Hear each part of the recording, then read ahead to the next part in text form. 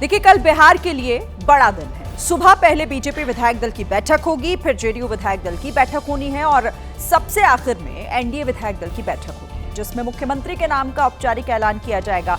इन सभी बैठकों से पहले आज अमित शाह के घर पर एक बड़ी बैठक हुई और कहा यह जा रहा है कि इसी बैठक में सीएम के नाम पर मुहर लग गई है। बिहार चुनाव की हार ने कांग्रेस को एक बहुत बड़ा झटका दिया है। अब कांग्रेस इसका ठीकरा एसआईआर पर खोल रही है। कहा यह जा रहा है कि इस अभियान के तहत चुन चुनकर वोटर्स के नाम काटे जा रहे हैं। इसको लेकर आज दिल्ली में हाई लेवल मीटिंग हुई और इस बैठक में राहुल गांधी ने क्या कहा है, आगे आपको जानकारी देंगे। देखिए, गैंगस्टर लॉरेंस बिश्नोई के भाई अनमोल बिश्नोई का खेल खत्म हो गया है। कल सुबह वो भारत आ जाएगा। अमेरिका ने उसे डिपोर्ट कर दिया है। अब सवाल है कि कौन सी जांच एजेंसी सबसे पहले अनमोल बिश्नोई को अपनी कस्टडी में लेती है। इस बीच बाबा सिद्दीकी के बेटे जीशान सिद्दीकी ने बड़ी बात कह दी है। क्या कहा है बताएंगे आगे, और दिखाएंगे आपको उत्तर प्रदेश की वो हसीना जिसने 10 से ज्यादा लोगों को अपने इश्क के जाल में फंसाया और करोड़ों के रुपए ऐंठ लिए। इसका शिकार कोई आम लोग नहीं बल्कि उत्तर प्रदेश पुलिस के 2 दारोगा और 2 बैंक मैनेजर भी बने। कैसे हुआ इसका पर्दाफाश और कैसे गिरफ्तारी, सब कुछ आगे आपको बताने वाले हैं। मध्य प्रदेश के छिंदवाड़ा में पेट्रोल पंप पर एक बाइक में भीषण आग लग गई। आग काफी तेजी से फैली और देखते ही देखते पूरी बाइक जलकर खाक हो गई। आग जिस जगह पर लगी वहां पेट्रोल भरने की कई मशीनें लगी थी। आग बढ़ने लगी तो बाइक सवार समेत पेट्रोल पंप कर्मी पहले खुद की जान बचाने दूर भागे। डर था कि कहीं आग से पूरा पेट्रोल पंप जल ना जाए। इस बीच अग्निशमन यंत्र से बाइक से आग बुझाने की कोशिश शुरू हुई। कुछ पेट्रोल पंप कर्मी बालू और पानी ले आए, उनका भी तेजी से छिड़काव हुआ, तब जाकर जलती आग पर काबू पाया जा सका। इस आग से बाइक तो पूरी तरह जल गई, लेकिन राहत की बात यह रही कि पेट्रोल पंप को कोई नुकसान नहीं हुआ। उत्तराखंड के ऋषिकेश में दिन दहाड़े लूट की वारदात सामने आई। बदमाशों ने दूध बेचने वाले को निशाना बनाया। तस्वीरें सीसीटीवी कैमरे में रिकॉर्ड हो गई।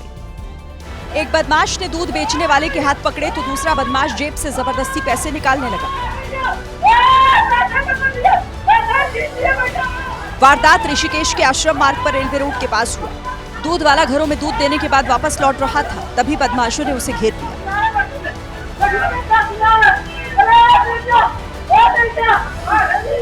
दूध बेचने वाले ने शोर मचाया तो कॉलोनी के कुछ लोग घर से बाहर आ गए, लेकिन तब तक बदमाश दूध बेचने वाले के 15,000 रुपए लूटकर भाग चुके थे। देश के अलग अलग एयरपोर्ट पर कस्टम डिपार्टमेंट ने बड़ा एक्शन लेते हुए विदेश से चोरी छिपे सोना लेकर आने वालों को गिरफ्तार किया। आरोपी यात्री जिस तरह सोना लेकर आए उसे देखकर आप हैरान रह जाएंगे। हैदराबाद एयरपोर्ट पर सामान से भरे बैग में एक प्रेस मिली। उस प्रेस के अंदर बेहद चतुराई से सोना छिपाया गया। सोने का वजन कुल 1,196.20 ग्राम था। विदेशी निशान वाले सोने की कीमत मौजूदा 1,55 लाख रुपए आंकी गई है। एयरपोर्ट पर शक होने पर यात्री के सामान की चेकिंग हुई। इसके बाद प्रेस की परत दर परत खोली गई। प्रेस के अंदर लोहे का छोटा सा बॉक्स मिला। जब वो बॉक्स खोला गया तो उसके अंदर से 11 सोने के 1-2 नहीं कुल 11 बार मिले। कस्टम्स एक्ट के तहत इस मामले में 2 लोगों की गिरफ्तारी हुई है। इधर हैदराबाद की जब्ती की प्रक्रिया पूरी ही हुई थी, तभी ऐसी ही तस्वीरें राजधानी दिल्ली एयरपोर्ट से भी आ गई। सिंगापुर से आए एक यात्री के स्पेयर पार्ट्स में सोना मिला। एक्सपोर्ट कंसाइनमेंट पर शक गहराने पर जांच हुई तो 1200 ग्राम सोना बरामद हुआ। देखिए, माता पिता अपने बच्चों को इस उम्मीद से स्कूल भेजते हैं कि वहां पढ़ेंगे, लिखेंगे और उनका भविष्य उज्जवल होगा, लेकिन स्कूल में पढ़ाने वाले गुरुजी ही गुड़ गोबर करने लगे तो सोचिए फिर उनका भविष्य क्या होगा। गुरु के नाम पर ऐसे ही एक गुरु घंटाल मिले छत्तीसगढ़ में बलरामपुर जिले के एक सरकारी स्कूल में। हम इनको गुरु घंटाल क्यों कह रहे हैं वो आप जरा खुद देख लीजिए।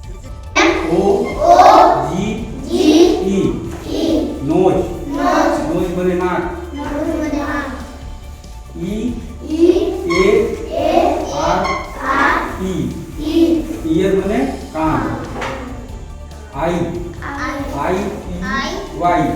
मने आँख। ऐसी स्पेलिंग सुनकर तो नाक कान आपको भी अपने होने पर शक होने लगेगा। शरीर के अंगों का गलत पाठ पढ़ाने के बाद मास्टर जी ने रिश्तों का भी गजब पाठ पढ़ा दिया।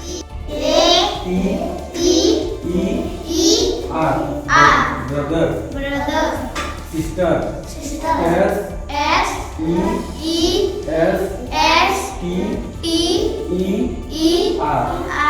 रिश्तों के बाद बारी आई दिनों की। गुरुजी ने दिनों की जो इंग्लिश स्पेलिंग सिखाई, उसे देखने और सुनने के बाद अंग्रेजी भी अपनी किस्मत पर आंसू बहा रही होगी।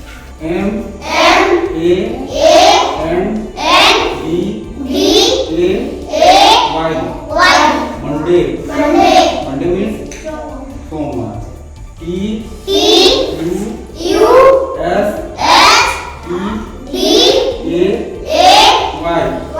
ट्यूसडे मंगलवार।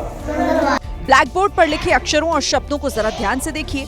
हर स्पेलिंग गलत है। कहाँ कैपिटल लेटर होगा और कहाँ स्मॉल, इसकी तो कोई परवाह ही नहीं। सरकारी स्कूलों के ऐसे टीचर वहां पढ़ने वाले बच्चों का भविष्य भी इसी ब्लैक बोर्ड की तरह काला कर देंगे। देखिए, सरकारी स्कूल का ये टीचर उस सिस्टम पर भी सवाल है जिसने ऐसे बच्चों को पढ़ाने के लिए चुना। हालांकि मास्टर साहब की पढ़ाई का वीडियो वायरल होने के बाद प्रशासन ने कार्रवाई की बात कही है। जब मास्टर साहब से सवाल किया गया कि गलत पढ़ाई का बच्चों पर कैसा असर होगा, तो उन्होंने भी माना कि इससे उनकी नींव कमजोर होगी। अच्छा सर, ये बताइए, अगर बच्चों को गलत ज्ञान मिलेगा तो उनका भविष्य कैसा निर्माण होगा? गलत अभी ये इनका क्या बोलते हैं, न्यू है, न्यू गलत हो जाएगा तो बाद में गलत ही हो जाएगा, फिर सुधारने में दिक्कत होगा। सरकारी स्कूल का ये वीडियो वायरल होने के बाद प्रशासन की नींद टूटी और अब वो टीचर पर एक्शन लेने की बात कह रहा है। इस विषय को बहुत ही गंभीरता से लिया जा रहा है प्रशासन के द्वारा, और अभी जो विकासखंड शिक्षा अधिकारी हैं, बीओ साहब हैं, उनको भी इंस्ट्रक्ट कर दिया गया है कि ये जो प्रकरण है इस पे विस्तृत जांच प्रतिवेदन देके। सरकारी स्कूलों में पढ़ाई का ये ना तो पहला वीडियो है और ना ही आखिरी। अक्सर देश के अलग अलग हिस्सों से हैरान और परेशान करने वाली तस्वीरें सामने आती रहती हैं। जरूरत एक ऐसा सिस्टम बनाने की है जो ऐसे टीचर्स की एंट्री रोक सके। देखिए, इतना तो साफ है कि बिहार में 20 नवंबर को शपथ ग्रहण समारोह होगा, लेकिन इस समारोह में कौन मुख्यमंत्री होगा और कौन कौन मंत्री, इसे लेकर सस्पेंस लगातार बढ़ रहा है। इस सस्पेंस के बीच जेडीयू के दो बड़े नेता संजय झा और ललन सिंह एक ही गाड़ी में बैठकर सोमवार की रात पटना एयरपोर्ट पर पहुंचे और दिल्ली के लिए उड़ान भर दी। पत्रकार यहां सवाल पूछते रहे, लेकिन संजय झा मुस्कुराहट के साथ चुप रहे। सर, तेजस्वी यादव को हारने वाले व्यक्ति को सर फिर से सर लालू यादव ने बड़ा कमाते सर दिल्ली जा रहे हैं सर। सूचना मिली कि दोनों नेता चार्टर्ड प्लेन से दिल्ली रवाना हुए और सुबह 11 बजे जेडीयू के कार्यकारी अध्यक्ष संजय झा सीधे अमित शाह के आवास पहुंचे। कुछ देर में बीजेपी के अध्यक्ष जेपी नड्डा भी अमित शाह के आवास पर पहुंचे और काफी देर तक दोनों नेताओं की संजय झा से बातचीत चलती रही। खास बात यह रही कि ललन सिंह करीब 1 घंटे के बाद अमित शाह के आवास पहुंचे और उसके 2 घंटे के बाद मीटिंग खत्म हो गई। इस मीटिंग में क्या हुआ, इस पर अभी सस्पेंस है। जेडीयू नेताओं के आवास से निकलने के बाद अमित शाह और जेपी नड्डा की अलग से बैठक हुई और नई सरकार के स्वरूप पर मंथन हुआ। और बिहार को लेकर एक बड़ी खबर आ रही है। खबर है कि गृह मंत्रालय को लेकर बीजेपी और जेडीयू में बात फंस गई है। अभी तक मंत्रिमंडल का स्वरूप फाइनल नहीं हुआ है। सूत्र जानकारी दे रहे हैं कि गृह मंत्रालय पर बात फाइनल नहीं हुई। इस बार भी गृह मंत्रालय पर जेडीयू का दावा है, लेकिन बीजेपी अपना गृह मंत्री बनाना चाहती है। तो पेच अभी फंसा हुआ है। मंत्रियों को जो बताया जा रहा है कि अभी सिर्फ कुछ ही मंत्रियों को शपथ दिलाई जाएगी, जो बाकी मंत्री हैं उन्हें शपथ बाद में दिलाई जाएगी। सूत्र ये भी जानकारी दे रहे हैं कि साफ नहीं हो पा रहा कि किस पार्टी से कितने मंत्री होंगे। पता तो ये भी नहीं चल पाया है कि मंत्रिमंडल में सभी पूरे 36 मंत्री होंगे या फिर कुछ सीटों को खाली रखा जाएगा। तो बड़ी जानकारी सूत्रों के हवाले से इस वक्त मिल रही है बिहार में मंत्रिमंडल और सरकार बनाने को लेकर। देखिए, शपथ ग्रहण समारोह से पहले आज पटना में हलचल देखी गई। बीजेपी के नेता भले ही मुख्यमंत्री के लिए नीतीश कुमार का नाम खुलकर ना ले रहे हैं, लेकिन एनडीए के 2 घटक दल पूरी मजबूती से नीतीश कुमार के साथ खड़े हैं। जीतन राम मांझी दोपहर करीब 12 बजे नीतीश कुमार से मिलने पहुंच गए। उनके साथ उनकी पार्टी के विधायक दल के नेता प्रफुल्ल कुमार मांझी भी थे। तय हो चुका है, उसी रेशियो में मंत्री पद भी बांटा गया है। मुख्यमंत्री होंगे नीतीश कुमार जी। इधर आरएलएम प्रमुख उपेंद्र कुशवाहा के मन में भी नीतीश कुमार को लेकर कोई संशय नहीं है कि नीतीश कुमार जी ही मुख्यमंत्री हैं। नीतीश जी ही मुख्यमंत्री, आगे फिर सरकार बनेगी तो रहेंगे। मुख्यमंत्री पद को लेकर आज क्या पहले भी कोई कंफ्यूजन नहीं था। 20 नवंबर को शपथ ग्रहण समारोह है और अगली खबर है कि उससे एक दिन पहले यानी 19 नवंबर को एनडीए विधायक दल की बैठक होगी, जिसमें सीएम के नाम पर मुहर लगेगी। एनडीए विधायक दल की बैठक से पहले 19 नवंबर को ही बीजेपी विधायक दल की बैठक होनी है, जिसके लिए केशव प्रसाद मौर्य को पर्यवेक्षक और अर्जुन राम मेघवाल और साध्वी निरंजन ज्योति को सह पर्यवेक्षक बनाया गया। इधर एनडीए में मुख्यमंत्री के चेहरे को लेकर सस्पेंस बना हुआ है, तो उधर महागठबंधन के नेता अब भी नीतीश कुमार से उम्मीद लगाकर बैठे हैं। पप्पू यादव के बाद अब भाई वीरेंद्र ने भी नीतीश कुमार को सतर्क रहने के लिए कहा है। चर्चाओं का दौर इस वजह से तेज है क्योंकि नीतीश कुमार ने राज्यपाल से मुलाकात तो की थी, लेकिन मुख्यमंत्री पद से इस्तीफा नहीं दिया था। बीजेपी हमेशा बड़ा खेल ही करती है देश में राज करने के लिए। जनता के मुद्दे को कभी प्रधानमंत्री के भाषण में आपने सुना बिहार के मुद्दे को उठाना? हालांकि जेडीयू बार बार कह रही है कि नीतीश कुमार एनडीए के साथ ही रहेंगे और 5 साल तक मुख्यमंत्री का कार्यकाल भी पूरा करेंगे। मुख्यमंत्री तो सब कोई जानते हैं कि वही रहेंगे, दूसरा कौन रहेंगे। जेडीयू कह रही है कि चुनावी नतीजों के बाद आरजेडी के लोग डरे हुए हैं और इसी वजह से उनको हर तरफ खेला नजर आ रहा है। देखिए, सस्पेंस सिर्फ मुख्यमंत्री और मंत्रियों को लेकर ही नहीं है, बल्कि एक चर्चा स्पीकर की कुर्सी को लेकर भी है। सूत्र बता रहे हैं कि जेडीयू और बीजेपी दोनों इस कुर्सी पर अपना अपना दावा ठोक रहे हैं।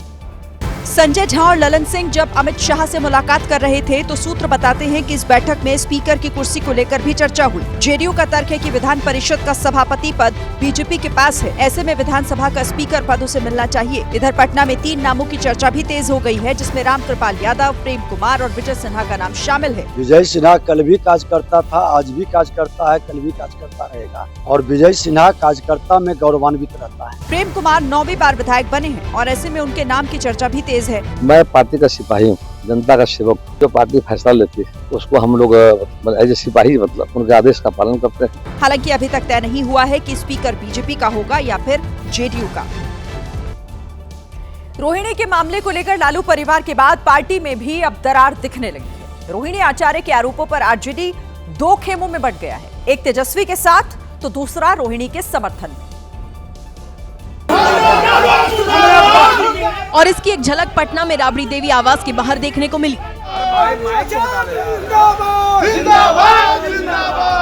रोहिणी के समर्थन में ये नारेबाजी लालू प्रसाद यादव और तेजस्वी यादव के सामने हुई।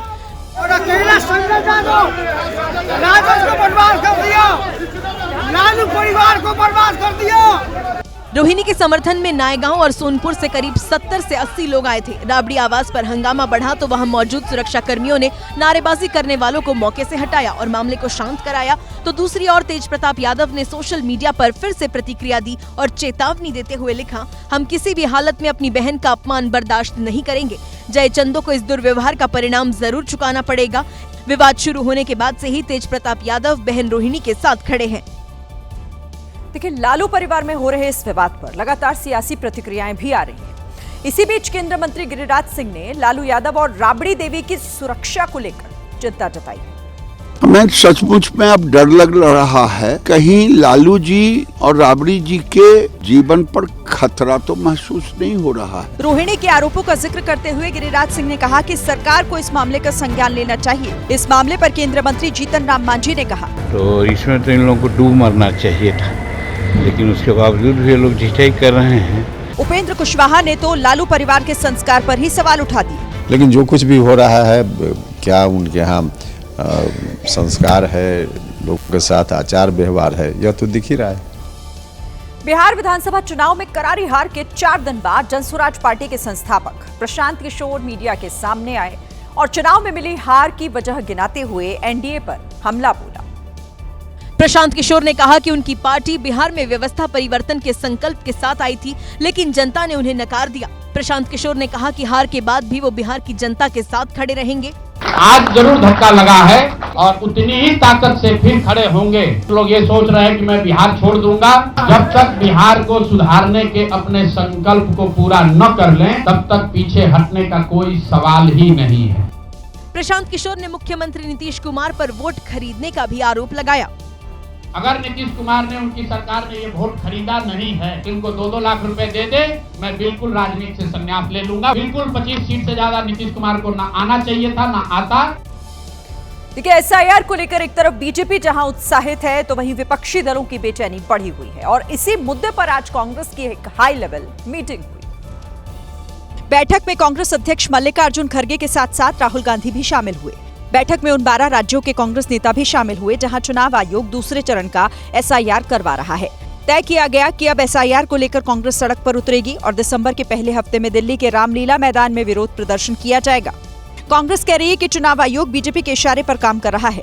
जो राजनीतिकरण चुनाव आयोग का हो गया है उसके खिलाफ आवाज हम बुलंद करेंगे। जो बिहार में हुआ वही उसी तरीके का SIR सब जगह किया जा रहा है, टारगेटेड रूप से कुछ लोगों के नाम काटे जा रहे हैं। ये SIR काटने के लिए है, नाम जोड़ने के लिए नहीं है।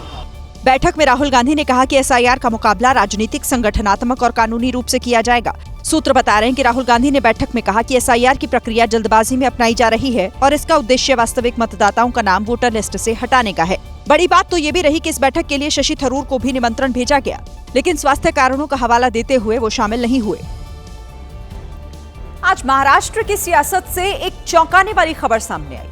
दरअसल सीएम फडणवीस की अध्यक्षता में कैबिनेट की मीटिंग चल रही थी, लेकिन इस मीटिंग में एकनाथ शिंदे को छोड़कर शिवसेना का कोई भी मंत्री नहीं पहुंचा था। अब इस खबर ने सवाल उठा दिया है कि क्या महायुति में सब कुछ ठीक नहीं चल रहा, क्योंकि पिछले कुछ दिनों से स्थानीय चुनाव को लेकर शिवसेना और बीजेपी में अनबन की खबरें आ रही थी और बताया जा रहा है कि शिंदे गुट के मंत्रियों ने कैबिनेट बैठक में ना पहुंचकर अपनी नाराजगी जता दी। बड़ी बात तो ये थी कि शिवसेना के सभी मंत्री मंत्रालय में मौजूद थे, लेकिन कैबिनेट की बैठक में नहीं गए। अब महायुति के नेता सफाई दे रहे हैं। ये जो चुनाव है लोकल पंचायत का, इस चुनाव में यहाँ टिकट नहीं मिलते वहाँ चले जाते हैं, वहाँ टिकट नहीं मिलते वहाँ चले जाते हैं। 8-8 साल हो गए चुनाव नहीं हुए हैं, करके थोड़ा इधर उधर हो रहा है, लेकिन उस वजह से आज के बैठक की कोई नाराजगी नहीं। कैबिनेट की बैठक 7वीं मंजिल पर चल रही थी और बताया गया कि शिवसेना के सभी मंत्री 6ठी मंजिल पर सीएम फडणवीस के दफ्तर में बैठकर उनके लौटने का इंतजार कर रहे थे। दिल्ली NCR के लोग बढ़ते प्रदूषण से बेहाल हैं और अब इसे लेकर लोग सड़कों पर उतर आए हैं। दिल्ली के जंतर मंतर में हजारों की संख्या में लोगों ने प्रदूषण के खिलाफ जोरदार प्रदर्शन किया।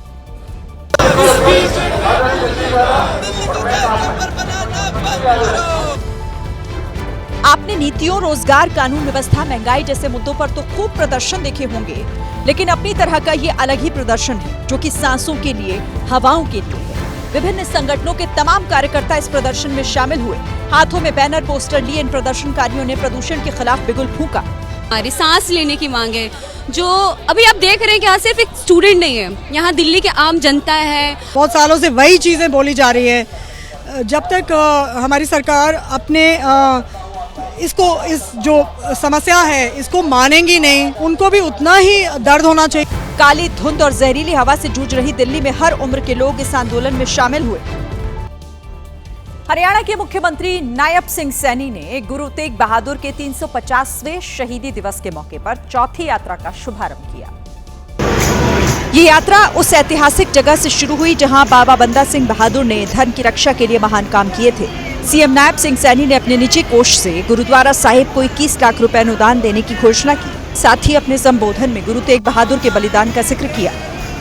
श्री गुरु तेग बहादुर जी वो केवल सिखों के नहीं, केवल भारत के भी नहीं, बल्कि गुरु तेग बहादुर जी वो मानव अधिकारों के विश्व के महानायक हैं, जिन्होंने पूरी दुनिया के लिए, जिनको हिंद की चादर भी कहा जाता है, पूरी दुनिया को एक रास्ता दिखाने का काम गुरु तेग बहादुर जी ने किया।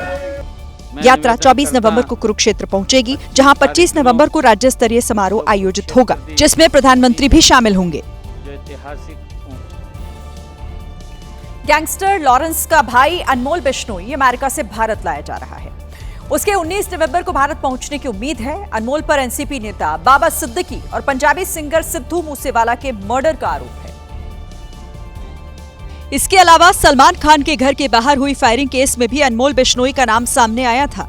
अनमोल बिश्नोई को पिछले साल नवंबर में अमेरिका पुलिस ने गिरफ्तार किया था। उस पर अवैध तरीके से अमेरिका में एंट्री का आरोप है। उधर एनआईए ने भी अनमोल पर 10 लाख रुपए का इनाम रखा था। खैर, अब अनमोल को भारत डिपोर्ट कर दिया गया है। अनमोल बिश्नोई पर वैसे तो देश भर में 32 से ज्यादा आपराधिक मुकदमे दर्ज हैं, जिसमें अकेले 20 मामले राजस्थान में हैं। लेकिन बाबा सिद्दीकी की हत्या का मुकदमा सबसे ज्यादा चर्चित है। हमने अमेरिका के सारे जस्टिस डिपार्टमेंट्स को कांटेक्ट किया और एक विक्टिम फैमिली की तरह हमने उधर रजिस्टर किया और आज हमें मेल आया है उधर से विक्टिम नोटिफिकेशन से कि अनमोल बिश्नोई को उन्होंने फेडरल गवर्नमेंट ने यूएसए से बाहर निकाल दिया है। बताया जा रहा है कि अनमोल बिश्नोई बुधवार की सुबह 10 बजे तक दिल्ली पहुंच जाएगा। अब ये फैसला केंद्र सरकार करेगी कि अनमोल बिश्नोई को सबसे पहले किस एजेंसी की कस्टडी में भेजा जाएगा। यूपी के गोरखपुर में एक घर में धार्मिक अनुष्ठान हुआ था और अनुष्ठान का प्रसाद जिसने खाया, अब उन सभी लोगों को रेबीज का टीका लगाया जा रहा है।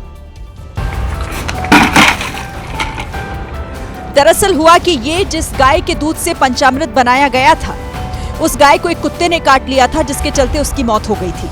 बताया जा रहा है कि गांव के करीब 200 लोगों ने इस अनुष्ठान के बाद पंचामृत लिया था और अब सब डरे हुए हैं। हालांकि पंचामृत लेने वाले लोगों को रेबीज का इंजेक्शन लगवाया जा रहा है। गांव वालों ने बताया कि गाय को जिस कुत्ते ने काटा वो पागल था और इसी के बाद गाय अजीब अजीब हरकत करने लगी। न पानी पीती थी, न कुछ सबको काटने मारने के लिए दौड़ती थी, न पानी पीती न खाती, कुछ नहीं। और ऐसे कुत्ते जैसा बैठती भी थी। करीब 3-4 दिन के बाद 5 दिन, यानी टोटल मिलाकर 1 हफ्ते के बाद वो मर भी गई है, शनिवार शाम को। घर के धार्मिक अनुष्ठान में दूर दूर से रिश्तेदार भी आए थे और अब वो सब भी डरे हुए हैं। राजस्थान की राजधानी जयपुर में पुलिस ने एक बड़ा एक्शन लिया है। बाइक में तेज आवाज करने वाले साइलेंसर लगाने वालों पर अब नकेल कसी जा रही है। जो अपनी बाइक से दूसरे राहगीरों में दहशत फैलाते हैं, आज वो दहशत नहीं। जयपुर पुलिस ने 2, 5, 10 नहीं बल्कि 150 से ज्यादा अवैध साइलेंसर को जब्त किया और कैमरे के सामने उस पर रोड रोलर चलाकर कुचल दिया। मॉडिफाइड साइलेंसर्स का उपयोग करके स्टंट करना और माहौल खराब करने का प्रयास करना, इसमें कोई बहादुरी का काम नहीं है। इस अभियान के तहत करीब 300 अवैध साइलेंसर्स और प्रेशर हॉर्न की जब्ती हुई। अब पुलिस उन दुकानदारों की तलाश में है जहां इस तरह के अवैध साइलेंसर लगाए जाते हैं।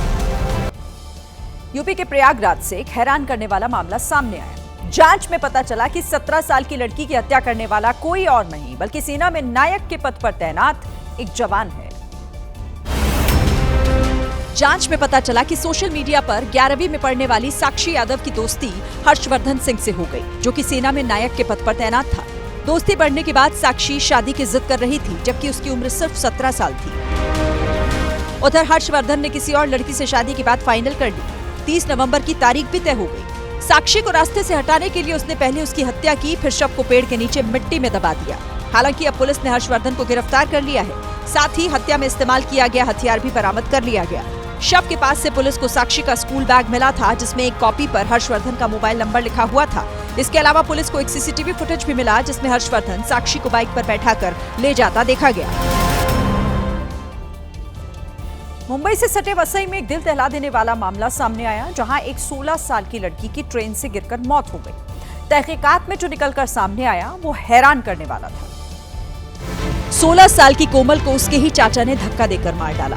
तेज दौड़ती लोकल ट्रेन में कलयुगी चाचा ने कोमल को ऐसा धक्का दिया कि उसकी दर्दनाक मौत हो गई। 15 नवंबर को कोमल अचानक घर से गायब हो गई। फिर पता चला कि वो अपने चाचा के घर गई है। चाचा के घर बेटी की तलाश में परिवार पहुंचा तो वहां नहीं मिली। शक गहराया तो परिजनों ने पुलिस में रिपोर्ट दर्ज कराई। इसके बाद आरोपी चाचा ने कोमल के ही नंबर से उसकी मां को फोन करके कोमल के उसके पास होने की सूचना दी। लेकिन 17 नवंबर को पता चला कि कोमल की रेल हादसे में मौत हो गई। परिवार थाने पहुंचा तो वहां आरोपी चाचा पुलिस की हिरासत में मिला। चश्मदीदों के मुताबिक लोकल ट्रेन में भारी भीड़ में दरवाजे के पास खड़ी कोमल को उसके चाचा ने धक्का दे दिया। पुलिस जांच में जुटी है कि आखिर चाचा ने अपनी 16 साल की भतीजी को क्यों मारा। उत्तर प्रदेश के बस्ती में दूल्हा अपनी दुल्हन के साथ 7 फेरे लेने की तैयारी में था। जयमाला के दौरान दूल्हा दुल्हन स्टेज पर भी थे। तभी वहां एक महिला आई और उसने खुद को दूल्हे की पहली पत्नी बताया। हाथ में शादी की तस्वीर लेकर आई महिला का दावा है कि दोनों ने कोर्ट मैरिज की हुई है। ये आदमी दूसरी शादी करने जा रहे हैं, मेरे से नहीं हो तो लाखों रुपया का मैं स्टेटमेंट आपको दिखा सकती हूँ। लाख रुपया ये बंदा मेरे से ले चुका है। महिला के दावे सुन ढोल नगाड़े शांत हो गए। अपने पति को पाने के लिए गुजरात से आई महिला होने वाली दुल्हन के सामने ही बहस कर रही थी। तुम शादी कैसे कर सकते हो? हमारा तलाक हुआ है, तुम सबके सामने बोलो हमारा तलाक हुआ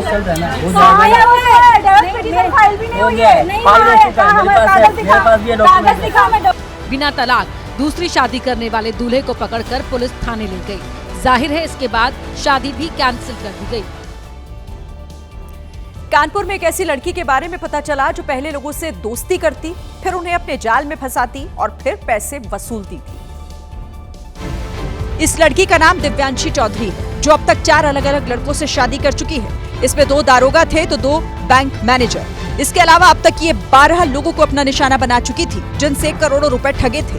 हालांकि अब इसे पुलिस ने गिरफ्तार कर लिया। जांच में पता चला कि ये शादी और रेप के फर्जी केस लगवाती और फिर पैसे वसूलती थी। जब इसके 10 अलग अलग बैंक अकाउंट की जांच की गई तो 8 करोड़ रुपए से ज्यादा का ट्रांजैक्शन सामने आया। हैरानी की बात तो यह है कि इस मामले में कई पुलिस वालों की भी संलिप्तता पाई गई। आदित्य नाम के जिस दारोगा की शिकायत के बाद ये खुलासा हुआ, उसने 2 बार सुसाइड की कोशिश की थी।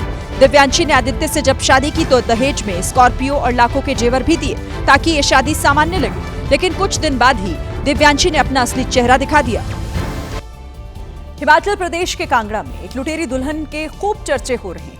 ये लुटेरी दुल्हन रीति रिवाज के साथ शादी तो किया करती, लेकिन कुछ ही दिन में गहने और पैसे लेकर फरार हो जाती।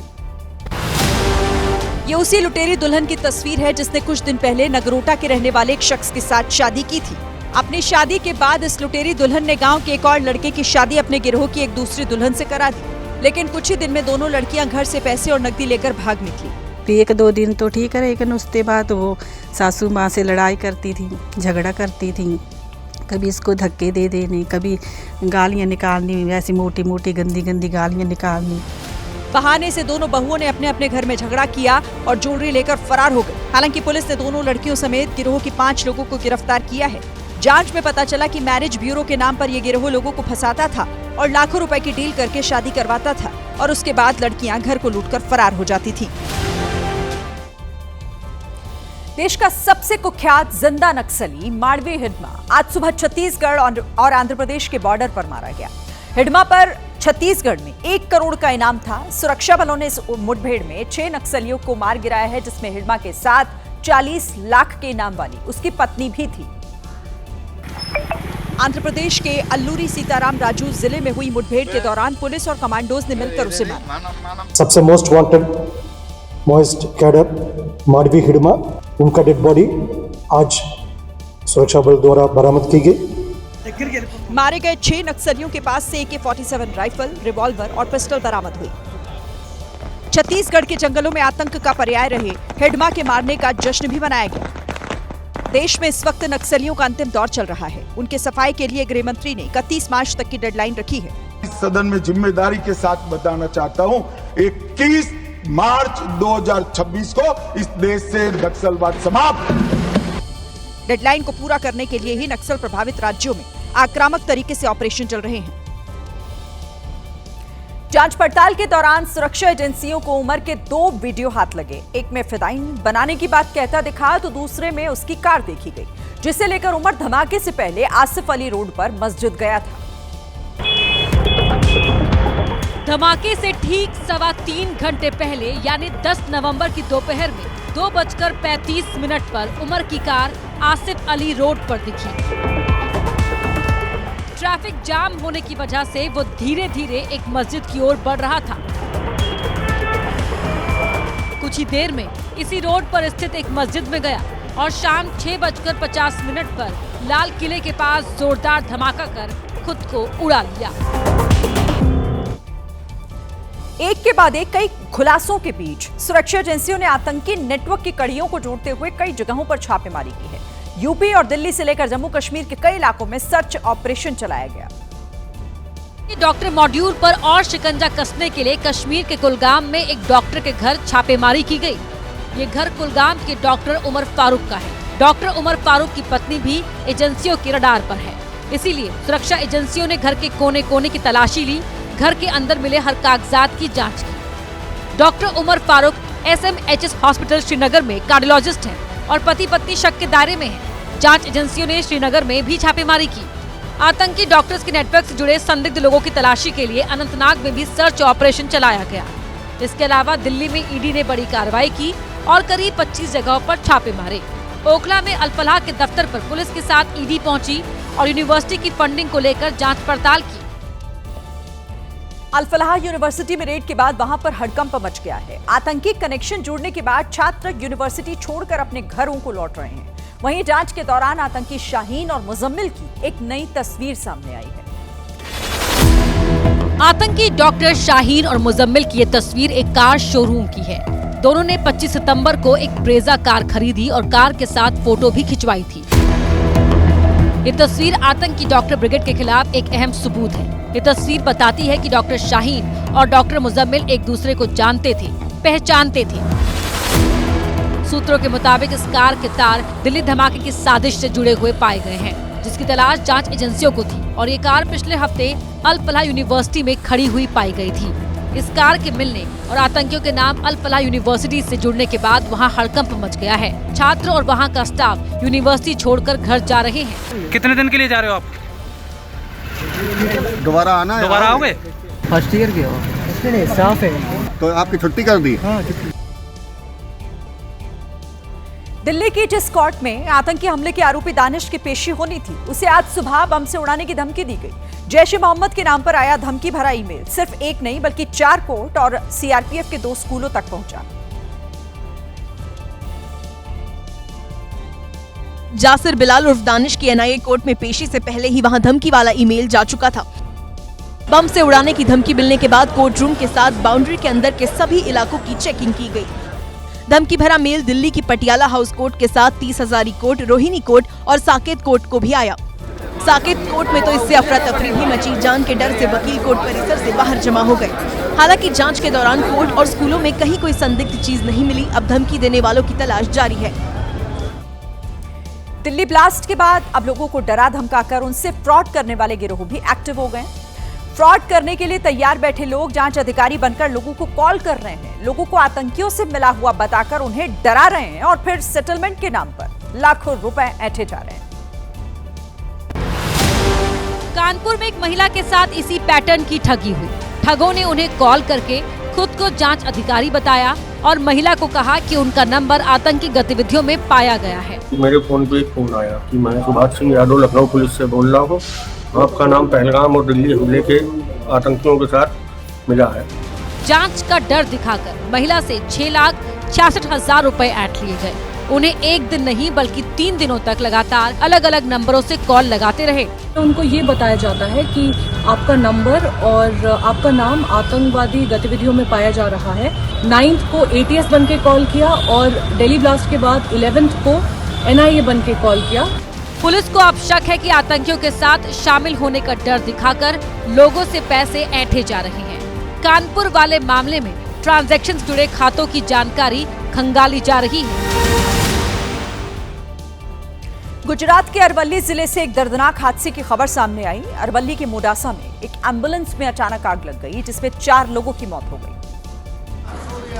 आग चलती एम्बुलेंस में लगी, इसीलिए जान बचाने का मौका तक नहीं मिला। एम्बुलेंस नवजात बच्चे को इलाज के लिए गुजरात के अरवली से अहमदाबाद लेकर जा रही थी।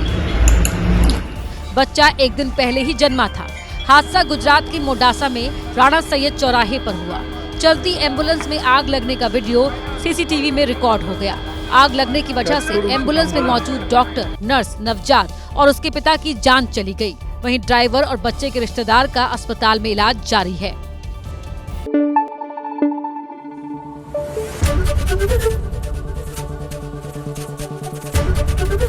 ABP न्यूज आपको रखे आगे।